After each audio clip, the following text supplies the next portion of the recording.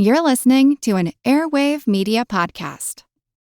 Welcome to the Useless Information Podcast.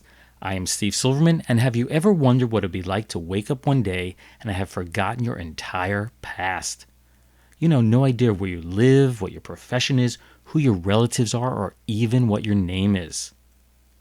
In today's story titled A Life Forgotten, you will learn of one man who suffered such a fate and how he ultimately found out who he really was. So imagine this. You wake up on the side of the road just outside of Craig, which is a small town in northwestern Colorado. Nothing seems familiar to you. You check and your wallet is gone. And suddenly you feel a sharp pain from your badly bruised ribs. And then as you pull your hand away from the wetness of your face, you discover that it's bloodied. Worst of all, a few feet from your body lies a gun. You think to yourself, is it my gun? Could I have shot someone with it? Or even worse, could I have killed someone with it? You try to replay the incident in your mind, but you can't remember even the slightest detail. Such an event did happen to a 24-year-old man in May of 1946. He truly had forgotten his entire past. Shortly after awakening, he saw a car approach, so he did the obvious thing. He hid the gun under his shirt and he tried to hitch a ride. The couple did take a look at his battered face and, they were suspicious, but they trustingly gave him a lift into town. After cleaning himself up the best that he could, the young man went straight to the police station and he handed over the gun. The officer asked him his name and he suddenly realized that he had absolutely no clue. So he looked down and he saw that he had a badly worn identification bracelet on, and from it he could make out a portion of what was left of the engraving. It said Robert Scher. Now think of the possibilities. Robert Scher, Robert Sherwood, Robert Sherborne. Well, he opted for Robert Sherman, although he had no inkling as to whether that was his real name or not. And he expected to be arrested right there on the spot, but he wasn't. Instead, the newly named Robert Sherman walked out of that police station and right into his new life. At first, he assumed that his memory loss would be short-lived, and he didn't worry about it very much. But without a penny to his newly coined name, he needed to obtain work, so he got a job loading boxcars. But he ultimately decided this was not for him, and he decided to move on. Without any memory of his past, he fabricated one over time. He became Robert, or Bob Sherman, an ex-Marine from Texas who had been a student at prestigious boys' schools in both New York and Omaha. He then worked at a casino in Reno, Nevada, and as a railroad detective in California. He even managed to secure a job as a deputy sheriff in Nevada. But Bob Sherman was a man constantly haunted by his past. Just who was he, and what was the deal with that gun? When he was fingerprinted while working at an aluminum plant, he expected the police to arrest him at any moment. When the results of the fingerprint search came back as a match, he was shocked to find out the name of the man associated with them. It was Robert Sherman. Yeah, he was identified as the man that he was pretending to be. So desperate was he to determine his true identity that he even went as far as enrolling himself in some FBI training courses. And that was so he could have his fingerprints checked against their records. Once again, they pointed right back at Robert Sherman. Then, one day while he was working as a juvenile counselor in Sacramento, California, his supervisor mentioned that there was a problem with his school transcripts and they needed to be straightened out right away. Well, that was the last they ever saw of Bob Sherman. He hightailed it out of there and he ultimately set up his own business in Los Angeles as a deep-sea diver. As the years passed, he did fall in love with several women, that he wanted to marry, but he always feared that his past would someday rise up and destroy both of their lives. Maybe he had a wife out there, maybe some children, who knows? He was fearful of the past. Each time, Bob just moved on. And then one day, about 20 years after the loss of his memory, he just plain lost it. While driving outside of Los Angeles, the stress of the unknown finally got the better of him, and he was forced to pull a car to the side of the road. Police found him there freaking out, so they took him to stay with a couple of his friends for some much-needed rest. It was there, while sitting on their patio one evening, that he suddenly had a moment of clarity. Quote, "I suddenly thought, Albany, New York, that's where I'm from. My name is Robert Sheridan. Johnny and Dickie are my brothers. Lillian and Marjorie are my sisters." One would think that this would be incredibly welcome news, but as bits of his memory slowly returned, he was afflicted with a sense of guilt, for the pain that he must have caused his family. And to make matters worse, he was unsure if he should abandon his current life and go back to the old one, or to continue living the fictitious life that he assumed for the past 20 years. So with his mind in confusion and suddenly suffering from very severe headaches, Bob decided to seek medical help. With the help of a psychoanalyst, he was able to piece together additional details of his life. In particular, he remembered the address of his parents' home in McCownville, New York. Coincidentally, I used to live in McCownville, New York, but I know very, very few people that even know that it exists. That's because both SUNY Albany and the largest mall in the region, Crossgates, are partially in McCownville. It's just one of those places that's so built up today that you drive through it without ever knowing you've been there. You kind of blink and you miss it. Well, I'm diverging from the story, so let's get back to it. Finally, after 20 years, Bob Sheridan decided it was time to head back east and confront his past. Upon arrival at his parents' house at 19 Berkwood Avenue, he found out that they no longer lived there. In fact, he suspected that after so much time, they may no longer even be alive. So he turned to the phone book and could find the name of just one person that he recognized, that of an uncle. Bob made the call and he learned that his sister Marjorie was living in Syracuse, New York. So he drove out to see her, and together they drove to Baltimore to see their brother John. The last leg of his reunion took him to Largo, Florida to see his sister Lillian, and ultimately to his parents who had retired to nearby Indian Rocks Beach 11 years earlier. Sadly, he learned that they were in very poor health. And that's when he really found out about his past. You see, Bob had joined the Navy at age 17, and he served in the Atlantic before being a part of 5 Pacific War campaigns. As a result of the fighting, he suffered a severe mental breakdown, and he was sent to St. Albans Naval Hospital in Queens, New York. When the war ended, so did his care. Against his father's pleas that Bob had not recovered, the Navy released him anyway, and he headed to San Francisco to report for duty. He never arrived. After an article appeared in the Family Weekly on February 27th of 1966, Bob received a phone call from a woman who claimed to be the girlfriend of the man who had beaten him. Quote, "She said he had robbed me and thought he had killed me and wondered if I was going to press charges." That's the end of the quote. She added that Bob had wrestled the gun away from her boyfriend, and what this meant was that Bob could now be at ease knowing that he had never ever shot anyone with that weapon. Bob did eventually marry, and his parents passed on, so the couple left Florida and moved back to California.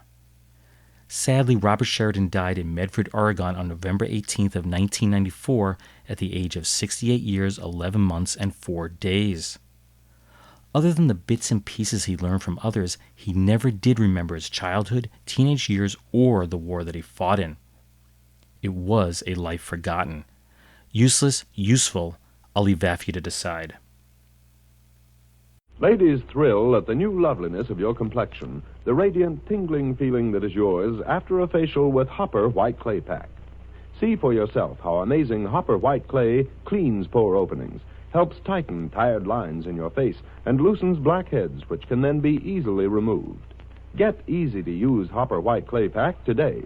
It costs only a few cents. You'll look better, feel better after the first application. That commercial for Hopper's White Clay Pack is from the September 23rd, 1949 episode of The Romance of Helen Trent.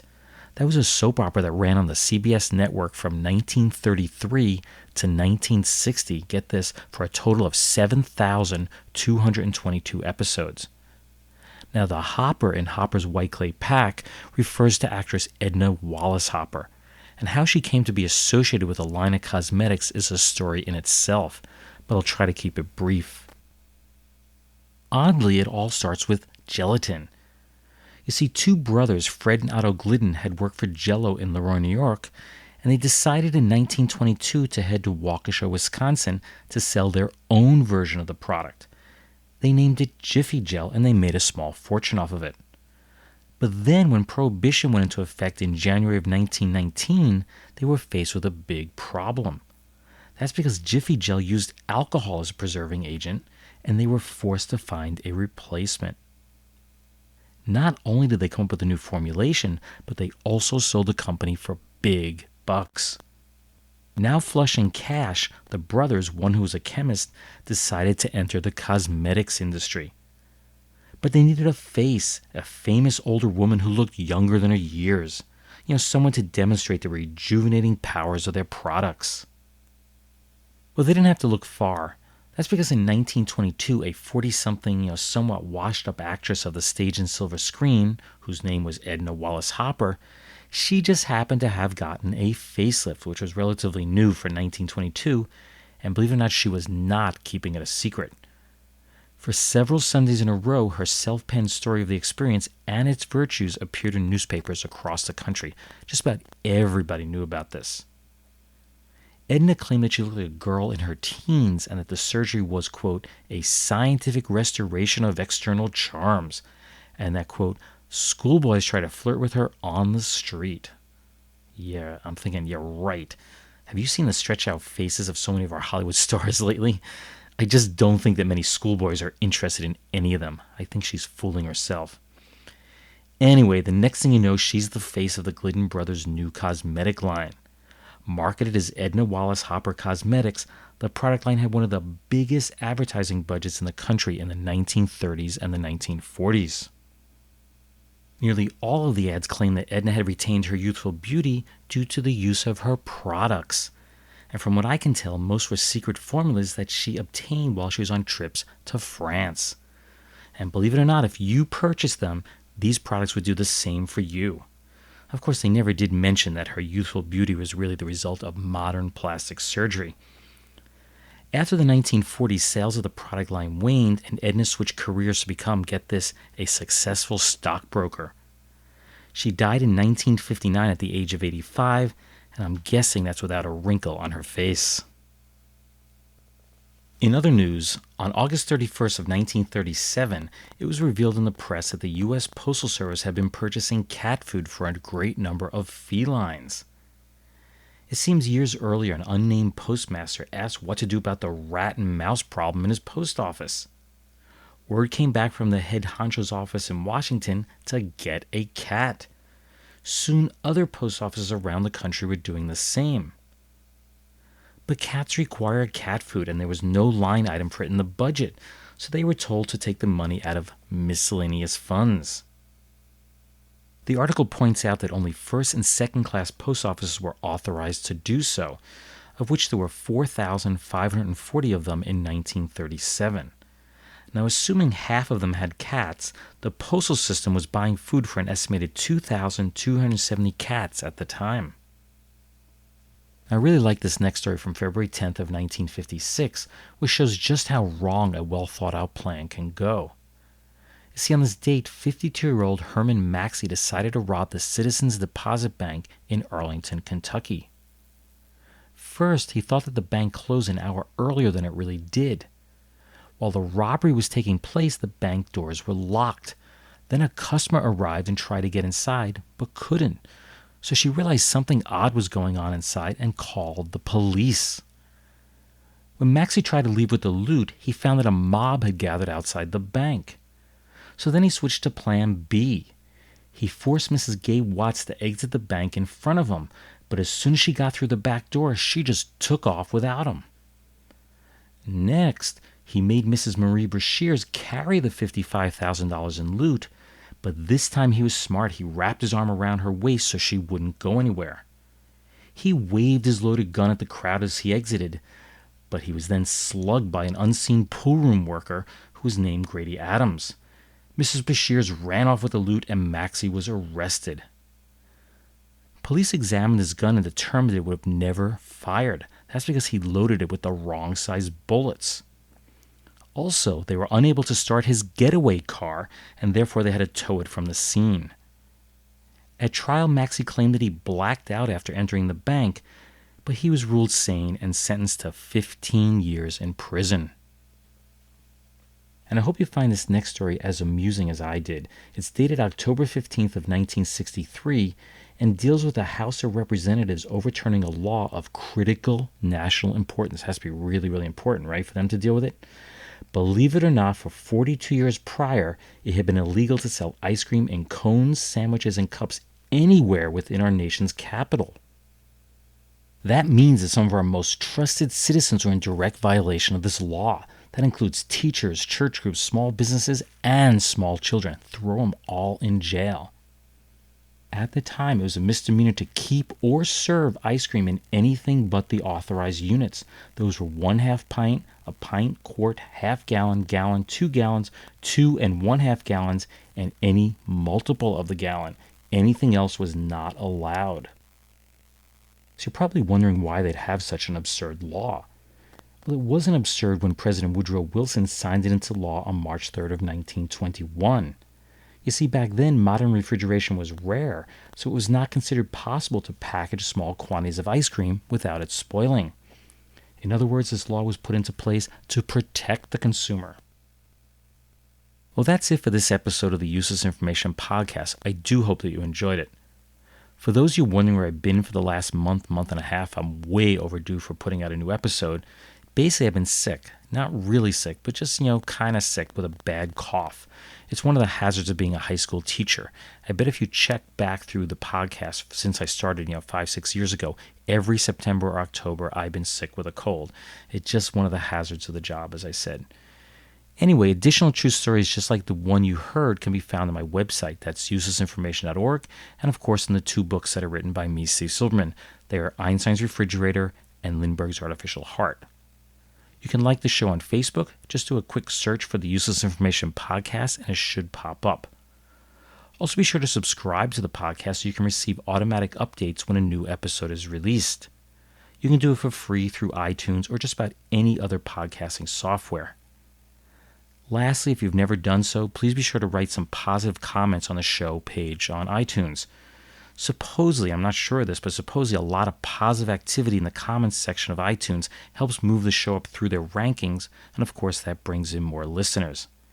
Anyway, thanks for your patience, thanks for listening, and I hope you tune in the next time. Bye.